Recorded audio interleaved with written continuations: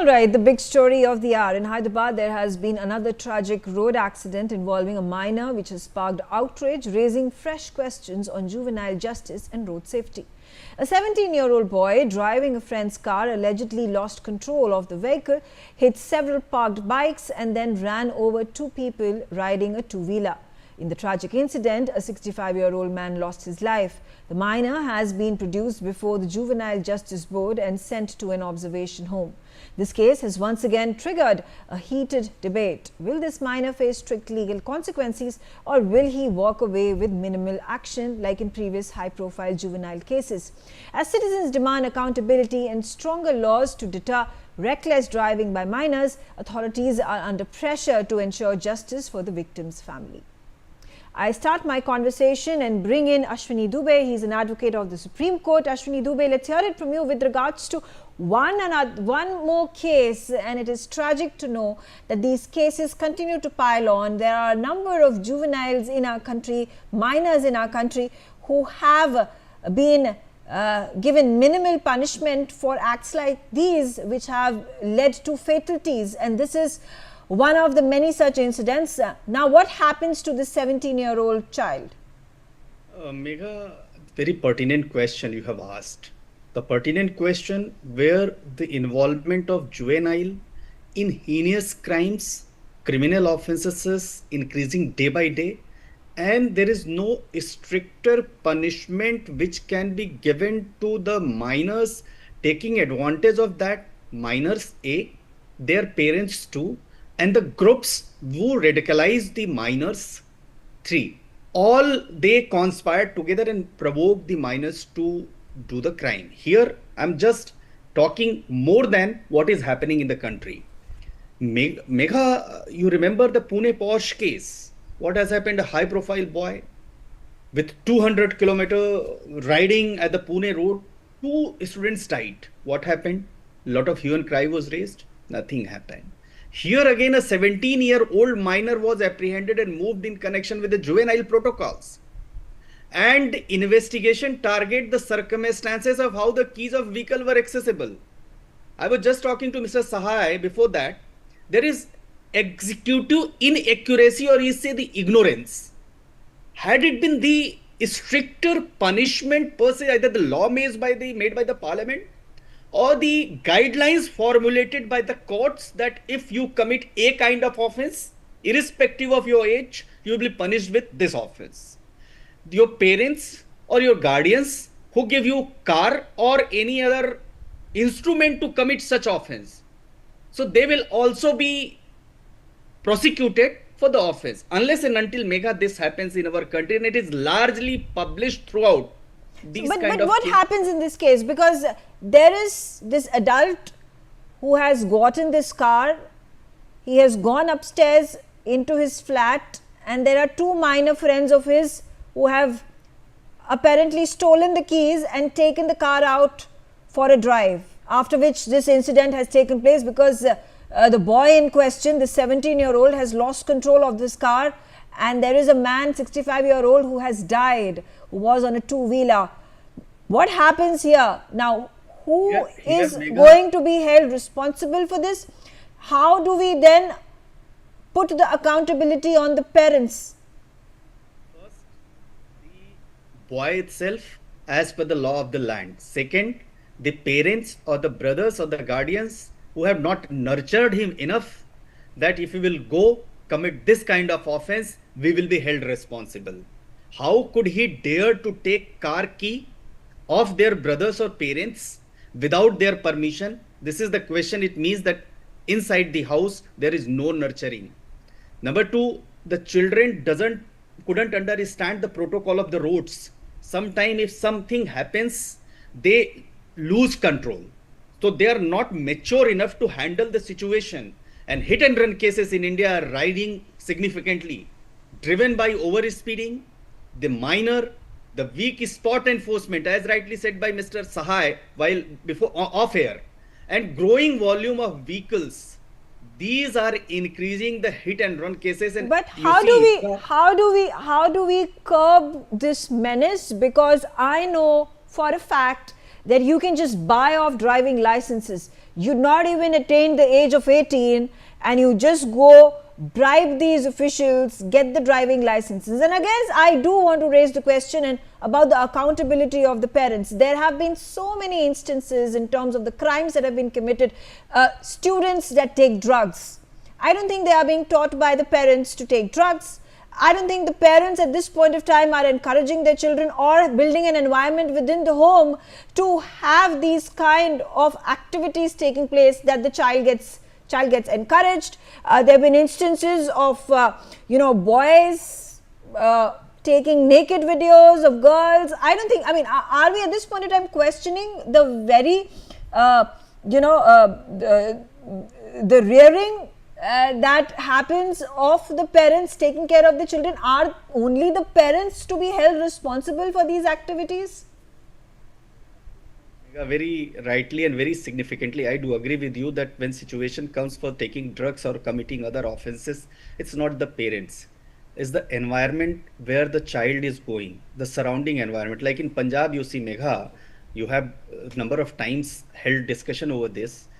The child of 14 to 15 years are even the fixed by the drug peddlers, somehow one to the other, either by the friends or inside the school or inside the college or outside the neighbors.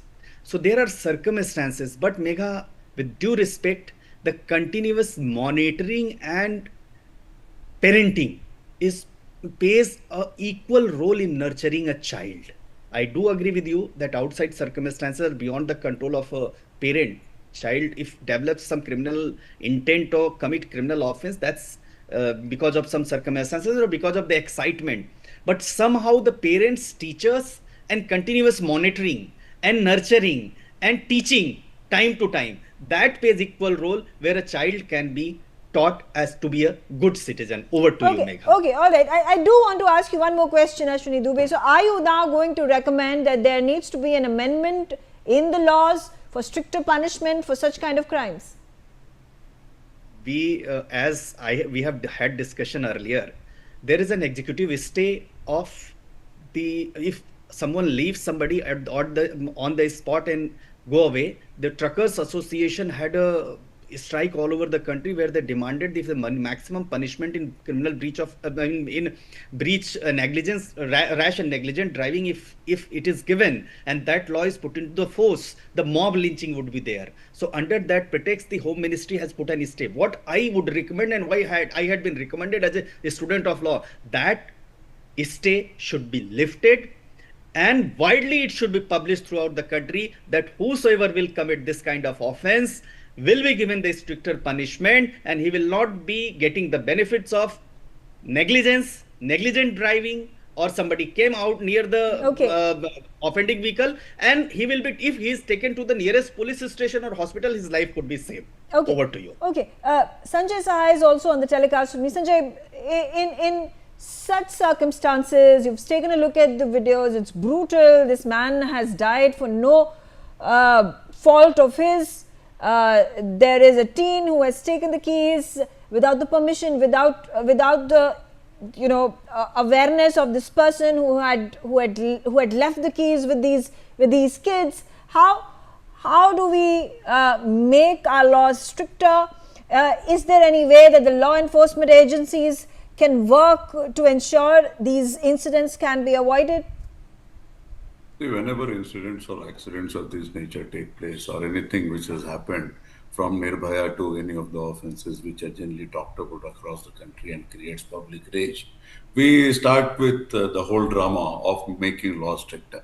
And the current one which we saw with the amendment bill which came with regards to leak of papers, when this whole issue did not relate to leak of papers, and it was the people from inside who basically cheated the whole thing. Now coming to this particular case, now there are enough and sufficient laws. What is our enforcement mechanism? Can the concerned police, Hyderabad police, tell us as to how many juveniles or people under the age of 18 have been driving vehicles? The whole game is that it is a completely broken down enforcement mechanism, and everybody finds it convenient to pick up a case and talks about the law, that the law is weak. Then this juvenile issue, that juvenile issue has come over and over again. And there has to be a couple of offenses which should be taken out of the Juvenile Justice Act, and that their treatment should be exactly like an adult. The enforcement, which might be because of shortage of manpower, attitude, or variety of other things, should also come to a point where it should be made a zero tolerance. We talk about zero tolerance everywhere, but whenever there is complete tolerance, then we speak of zero tolerance. So there can be a couple of offenses wherein if any offense happens, that is primarily treated as an offense because of omission of the enforcement agency. So with that particular culprit, the enforcement agency is also taken to task. You might have lower punishment or whatever departmental inquiry or whatever might be the system by which you can literally check the enforcement agency. But till the time you don't control the strong arm of law, all that changing parents' attitude and variety of other things. Yeah. I'm not getting into any of the societal issues. The societal issues, as the advocate before me talked about, I think they are also at a very critical nature, and it is at the crossroads of things. And however much clean sheet we are giving to the parents, I, for one reason, I believe that that level of clean sheet is certainly they're not deserving of it. And from the parents to the schools, somehow this environment has been made that we will try and give you, I'm talking to the middle class primarily, that we will try and give you the best possible convenience, comfort, and luxury which we can provide, which might be we missed in our age. Okay. I'm also being joined by Adish Agarwala. He is a senior advocate in the Supreme Court. Adish, is there somewhere in the back of the minds of these teens, of these children, that even if they were to commit the most heinous crimes, they would be let go of because of our less stringent juvenile laws?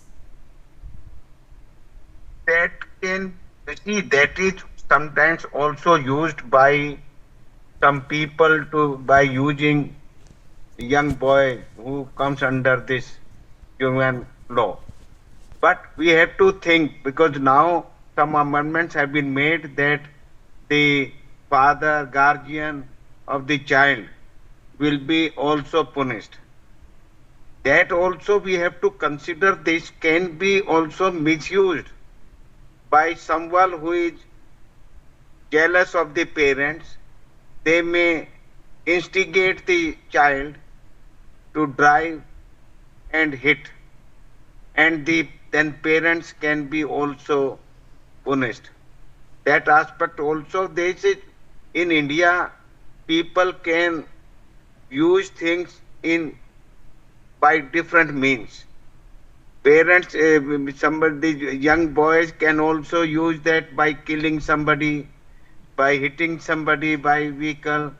So to avoid, people can engage, like if somebody want to kill some person, they will engage some young boy who will be released after 5 years, even if he is arrested, he is caught and case is proved. So this is correct. Sometimes somebody misuse this facility. Sometimes the new amendment which has been brought, that guardian will be also responsible, that will be also misused. Shobhil Singh, she's a social activist, also in the telecast with me. Shobhil, how do we curb this scourge of rash driving that has taken too many lives, and the person responsible has been a minor? Good evening. I think the main culprit here, I would point to the peer pressure also, because these days children are too much with their friends. They feel that the society they are living in, they have to prove a point. And especially with the social media which we see, they see all the reels and they see all the media being posted, their friends posting with the cars, and then they feel that they can also do it, in spite of them being not in the age to take to take the keys of a car, which this boy, 17-year-old boy, just took the keys and he went out, and he obviously, it was a negligent driving. which he did not think that he will land himself into. But we need to look into this aspect also, which I feel, and definitely parents are lacking. I would say for the parents and school institutes also, because they have to be more enforcing the social norms which were prevalent during our times. I think now people are more lax. They feel that okay, they will get away with it, or maybe the punishment will not be so severe. But there has to be instances where there is tough punishment, even But if it is a Shobal, juvenile this case, has they been have this to has go been through. this situation has been when I was younger, and I know quite Yes. a number of people around me, my same age, would go and very easily get the driving license. They didn't care. They were like, you're just gonna, fake their age, But they pay a little bit sorry of to cut you money, short. get the driving license. This is how easy it is for people to Yes. get their driving license. And Yes. it is not even frowned upon. It is not a surprise if somebody is Right. for 16 years of age and is able Right. to carry a driving license, putting his age as 18 and above. Yes. It is sort of accepted as quote unquote normal practice. So why is the enforcement agencies not looking into it, and why are the police force? I mean, the traffic police. I mean, just for an instance, why do they not normally just check a child if they feel that he's a young person, a girl or a boy? Why don't they stop the cars and the vehicles and kind of take hands down and ask them? I've seen so many boys doing that even in my vicinity, but there's no checks, no nobody's checking anybody. I think it's just a Okay. free society. Everybody thinks nobody is willing to put any punishments, and anyone can do. This is the consequence. Is that we have a 65-year-old man who has died due to negligent driving by a 17-year-old boy who should not have been given the keys. And even if he's taken the key, why should he do that? I mean, he should have asked. I mean, why is that norm not I mean, coming yes, to the there should family? be a What lot is of things happening to that the should have family been norm? done or should not have been done, but this has happened. A man has lost his life. Sanjay Sai, coming to you, as I said, how can the law enforcement agents be much stricter in ensuring that there are no defaulters, in ensuring that people, children, teens do not scam the system? That is true. The Absolutely. question is for Sanjay. Hello. Can you hear me, Sanjay? Yeah. So the biggest achievement of the law enforcement and the regulatory agencies have been that the society has been made to believe that this is the normal. And that is where the whole tragedy comes from. You have been talking of a driving license which is issued to the 16-year-old. I would slightly differ on that because at the current day and age, at least the Aadhaar card and a couple of other documents would be required for that purpose. Nonetheless, not knowing driving and getting driving license is certainly the norm. And if there is no appellate authority, you cannot complain to anybody that this fellow doesn't know driving and he is driving a vehicle. With regards to the underage, now underage kids can be very easily be found out, and the police has the wherewithal to do that. How do they use the breath analyzer? My point is very straight and simple. It is the responsibility of the state, which primarily means police and the government, and it should squarely be put out there. And if anything is not happening, it is because of either their connivance or their weakness or their inefficiency, or because people are ready to tolerate if the action is not taken. Once the things become very strict on the road, things will certainly get sorted out. More stricter punishments does not mean anything. What actually means is a very, very predictable enforcement, and more so a very predictable prevention. And only that you will be able to control the situation. Yeah. Somebody was talking about the Pune Porsche case. That fellow was moving without a driving license for 2 months or 3 months, which means he would have literally traversed the whole city any number of times. There might be some exceptions, somebody might be able to squeeze in and you will not be able to make out. But if you go by the total, what are they doing with the AI enabled camera? There are lots and lots of ways and means where you can find out. Unfortunately, what has happened that most of the policing has become a tick mark policing. And the general perception is that you don't come hard on the population and still you control. Now, this sort of a paradox, I was in one district where the situation of this nature and much worse was happening, inclusive of overloading to a tune unimaginable. In 1 week, we did 10,000 cases. Literally everybody was on up in arms. The police was in up in arms, the regulatory other agencies, people were up in arms that this is no way to deal with us. So you can understand the situation as to we have created a very cozy enforcement mechanism where nobody is responsible, and parents and schools also are doing their bit to allow these children to do whatever they feel like.